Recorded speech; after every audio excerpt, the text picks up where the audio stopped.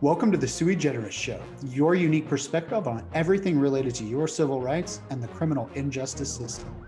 With Erica Merrill, I'm attorney Brian Jones, criminal defense and civil rights warrior. Today, in segment 1, the FBI releases reports on hate crimes reaching record highs. The notorious mobster James Whitey Bulger's family sues the United States Bureau of Prisons for failing to protect him while in federal custody. And Brandy Murrah of the Alabama State Department of Human Services has been sentenced to 15 years in prison for falsifying drug testing results.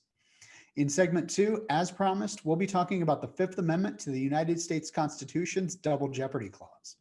To make sure you don't miss an episode, subscribe on Apple Podcasts, YouTube, and Spotify, and follow us on all of our social media channels. Look to the law office of brianjones.com for everything you need to know about your civil rights and the criminal injustice system. So, Erica, did you see in the news this week that the FBI released a report finding that hate crimes in the United States have reached the highest level in more than a decade? I did see that, Brian, and quite honestly, I'm not surprised because we have got a lot of unrest in this country, racial, political, and otherwise. And I'm not surprised, but how did the FBI reach this conclusion? Data on hate-motivated killings has been collected by the FBI since the 1990s. The data is collected about these crimes because it's critical to understanding if policy and laws are working. It creates a body of evidence for evidence-based approaches to criminal prosecutions, confinements, and post-release supervisions. So this is a report based on about 2 decades worth of tracking. What is the significance in the numbers? There were 51 hate crime murders and 7,314 hate crimes in 2019. The only year that comes close to that number is 2008, which had a record number of hate crimes that year of 7,783. The FBI defines a hate crime as a crime that's motivated by bias based on race, religion, sexual orientation, or some other classified categories. Now, it's important to note that these numbers are an undercount because reporting to the FBI is voluntary and only certain jurisdictions participate in the collection of the data.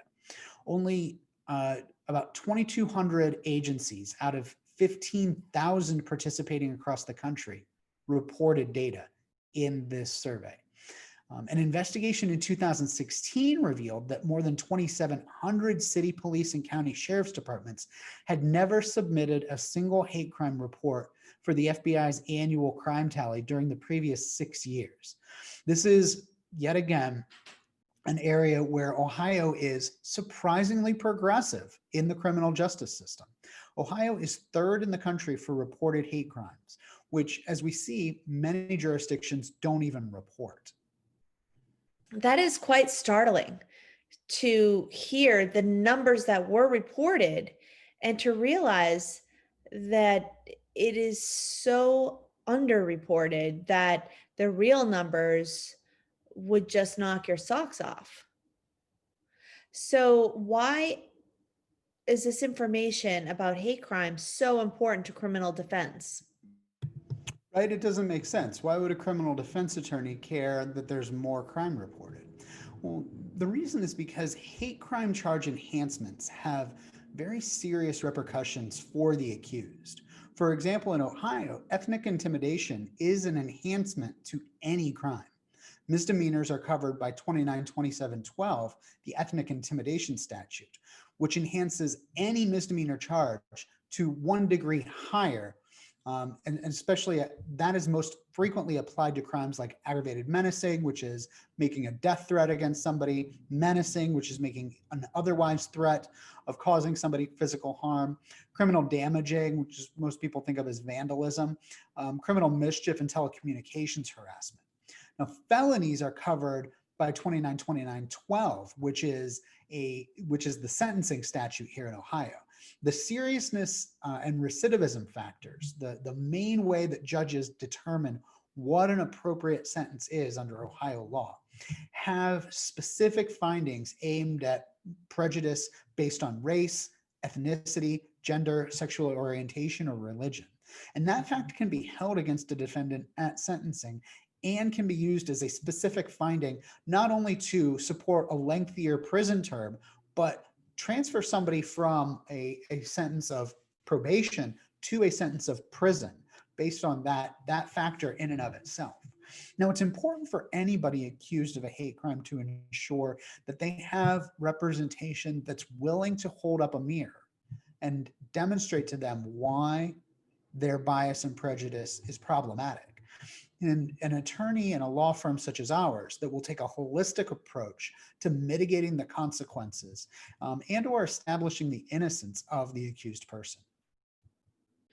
I mean, it's just a really good point to make here, Brian, where if you are accused of a crime and it has any circumstances, there's a lot of different factors in defending crimes. And one of them being all these hate crimes. I'm sure that you're seeing a big uptick in those types of cases. It's really important for someone to pick up the phone and call your office because you have the strategies already available to come up with the best outcome. Well, I appreciate you saying that, Erica. That's absolutely accurate. Having the systems in place before the client walks in the door is critically important to uh, getting success and successful results and satisfying the client's goals after they've hired. So, Erica, did you also see in the news the story about Whitey Bulger and his murder while in federal custody in the United States Penitentiary, Hazleton? Yes, I did. And I have to tell you, Brian, I actually lived in one of Whitey Bulger's neighborhoods at one point around here in Boston. And he's been quite a big name. I know he's inspired characters that are portrayed in movies. It's someone that I think has been in the news for a very long time. So to hear this case come up, it was quite intriguing to me. I'd love to hear your thoughts. So, Whitey was found beaten to death the same day he was transferred to the United States Penitentiary at Hazleton. And his family now claims that the Bureau of Prisons set him up, and they filed a wrongful death and pain and suffering suit. Now, the wrongful death applies to civil actions which are claims for damages sought against a party for causing a death, typically when a criminal action has failed or is not attempted. The pain and suffering is a legal term for the physical and emotional stress and agony caused by the injury. The physical pain, temporary and permanent limitations on activity, potential shortening of life, depression, both physical and mental scarring. In this case, the pain and suffering refers to the pain and terror that Whitey must have suffered while being beaten to death with a sock full of locks, and likely the fear associated with knowing that he was being transferred to his death. I mean, it sounds unreal. Could you explain to everyone a little more in depth on why would someone pursue a wrongful death suit when there were no criminal charges put in place? So there's a variety of circumstances that can lead to a death that can't result in a criminal prosecution for a variety of reasons.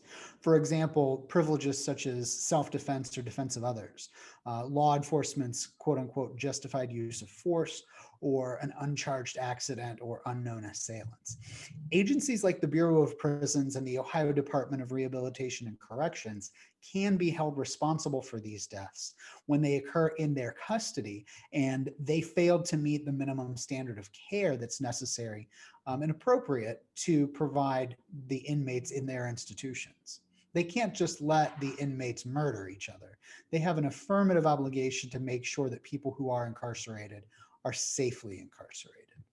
I mean, I agree. I mean, it's got to be someone's worst nightmare. I mean, you know that they're taking care of police that get charged and put in jail to make sure that they are not harmed when they're in there.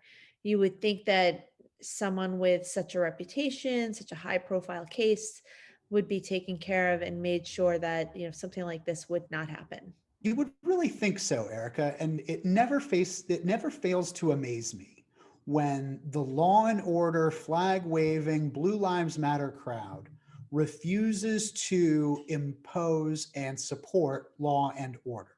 It seems like for that group of people, the only way that law and order actually applies when it comes to their own and their own friends. And speaking of pieces of human trash, Erica, did you see Brandy Murrah out of the Alabama Department of Human Resources got sent to prison for 15 years for actions that took innocent children from their innocent parents forever? I mean, this is one of the most disheartening things that I've heard in a long time since the border stories of their children being separated from their parents forever. I mean, this is just whenever somebody does that on purpose, it doesn't matter the reason behind it. It's just heartbreaking. What did the state forensics agent do exactly? In her capacity as the owner of an accredited testing laboratory, Murrah created false lab reports of parents' mandatory drug screens, both urine and hair, and falsified results saying that the parents had tested positive for a range of drugs, including methamphetamine, marijuana, and cocaine. Investigators suspect that after she fell behind in paying the agency's outside contractors for testing, she collected specimens but simply stopped submitting the tests for actual testing and just started making up whatever results she wanted. We call this dry batching. She submitted those results to the state agency and claimed them to be legitimate lab results. She did this to two parents who have already won civil lawsuits against her, as well as potentially thousands of other parents who have yet to discover that their children were taken from there and their parental rights terminated because of a lazy, malicious, dishonest thief. I absolutely agree with you. It's unbelievable that she would do something like that instead of just filing for bankruptcy or something like that. You'd go and ruin hundreds of families' lives. So it seems like this might be a hard thing for them to detect. And I'm not sure how long it went on for, but what was it that actually led them to find her crime? Once again, Erica, the tragedy of the American criminal justice system that you get the justice that you can afford to pay for rings true. One mother in particular had tested positive for meth and marijuana, but she knew she had been sober for more than 90 days. So she went out and secured her own hair follicle test. Additionally, the mother did something that any good attorney would do. She looked into the results of the lab report that she was given, and she called the doctor and started asking questions. Through that phone call, the doctor discovered that his name was being used on the reports of testing that he never conducted, and the fraud scheme began to unravel from there. My gosh, he must have been so surprised to hear about that. So, what stands out about this case to you in particular? The sentencing range in this case was extraordinary. Murrah had pled guilty to 17 counts, ranging from felony perjury to 16 additional counts of misdemeanor forgery. Her sentencing range under Alabama law was from 0 years, she could have gotten probation, all the way up to 90 years. Her defense team sought to argue at the sentencing hearing that she should have been allowed work release or probation given her admission of guilt. However, the judge was disturbed by the possibility of thousands of children being ripped from their parents and ripped from their homes, and the parental rights of those uh, ostensibly law-abiding individuals terminated for all time. And the judge imposed 15 years with no work release or a probationary term. Murrah may become eligible for early release depending on Alabama's specific laws, and she will likely appeal the sentence, although appeals of guilty pleas are a very difficult task and are rarely successful. What I think the biggest tragedy about this case is that in cases of termination of parental rights, even though we have now discovered that these parents' rights were terminated without any valid basis, these parents will never get their children back, because the courts will find that finality in those judgments is more important than getting the reason for the termination correct. So this woman has absolutely ruined thousands of families. And in my opinion, Erica, I'm willing to forgive just about anything. I think people make mistakes, and they deserve the opportunity to correct those mistakes and move forward with their lives. But this woman, in my opinion, can rot forever. Oh, I absolutely agree. I mean, I it leaves me speechless to even think about someone being that evil. Well, Erica, the reality is that they're out there, and entirely too many of them are in law enforcement, just like this woman, which is why we have to be vigilant. And on that note, let's move on to our featured topic. Now, the Double Jeopardy Clause of the Fifth Amendment to the United States Constitution prohibits the government from prosecuting individuals more than once for a single offense, and from imposing more than one punishment for a single offense. Specifically, it provides that no person shall be subject for the same offense to be twice put in jeopardy of life and limb. Erica, do you know what put in jeopardy of life and limb means? No, I'd love to hear where that saying comes from. The idea of jeopardy is the risk, right? Jeopardy means the risk of having something taken away or the risk of losing something. So in this case, although America has not maimed people as a consequence for criminal conduct, America has always had the death penalty.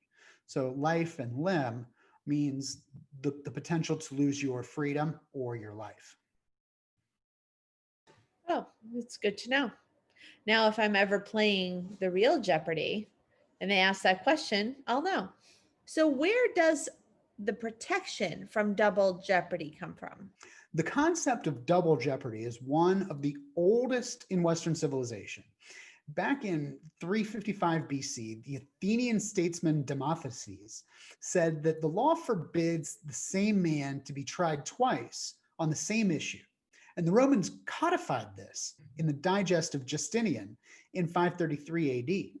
Now, in England, our common law ancestor, eminent jurists like Coke, Hale, and Blackstone embraced double jeopardy and its principles as a universal maxim of common law. However, it's very limited in its scope, applied only to those accused of capital crimes and only after a conviction or acquittal in those times. Now, American colonists remembered this narrow definition, and when they met during the Constitutional Convention, James Madison helped craft the wider definition that we in the United States use today. So, double jeopardy applies to situations where a charge is dismissed with prejudice or an acquittal after a trial occurs. It does not apply to dismissals without prejudice, which is the vast majority of dismissals that we see in the criminal justice system. Double jeopardy does not protect someone from a civil lawsuit for the same acts. Double jeopardy does not protect somebody from being prosecuted by more than one jurisdiction. In the United States, we have dual sovereignty. So there is the United States government that can prosecute you for the same conduct that your state government can prosecute you for. For example, in 1991 in Los Angeles, several police officers were involved in the vicious beating of the motorist Rodney King. Now, because of that case's tremendous publicity, the court changed venue to Ventura County in Southern California. The Ventura jury acquitted the officers on all but one of the charges. And on that one, it was a hung verdict. Now, that sparked the riots of 1992, the 1992 LA riots. Months later, a federal grand jury indicted the officers for the same beating under a law punishing anyone who, acting under government authority, violates a person's federal constitutional rights.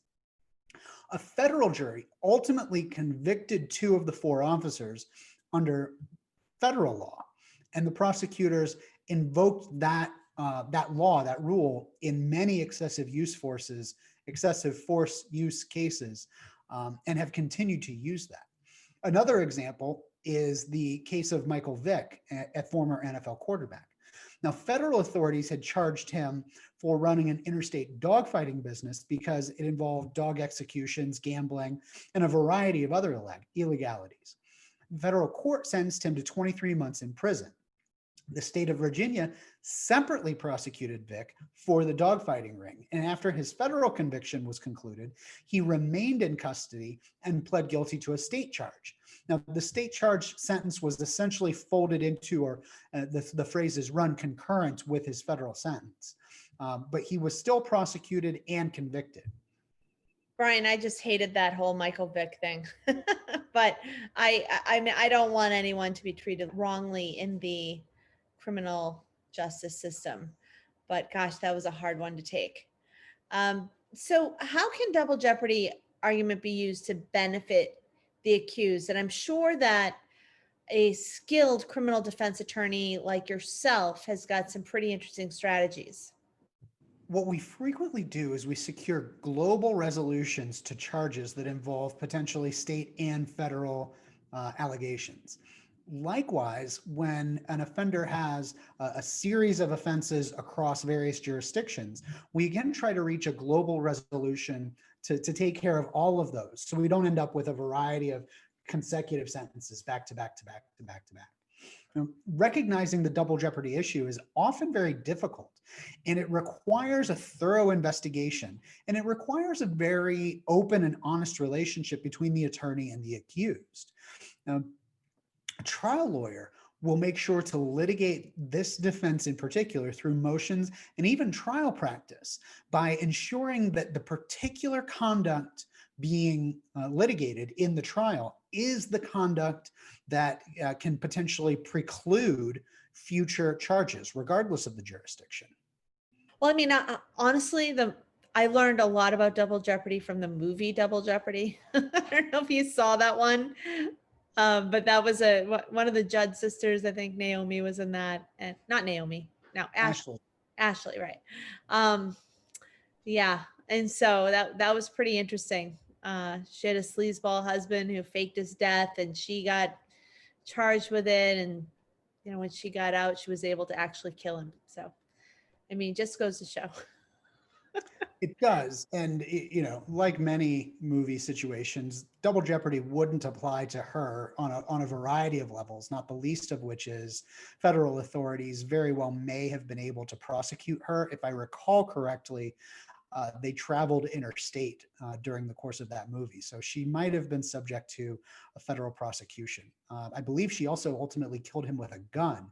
And so the gun, having traveled in interstate commerce, would expose her to federal jurisdiction.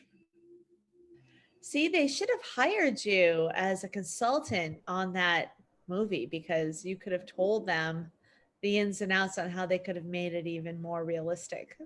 Or really just any criminal defense attorney to consult on that movie. There are a variety of ways that you could have actually created a scenario in which double jeopardy would apply.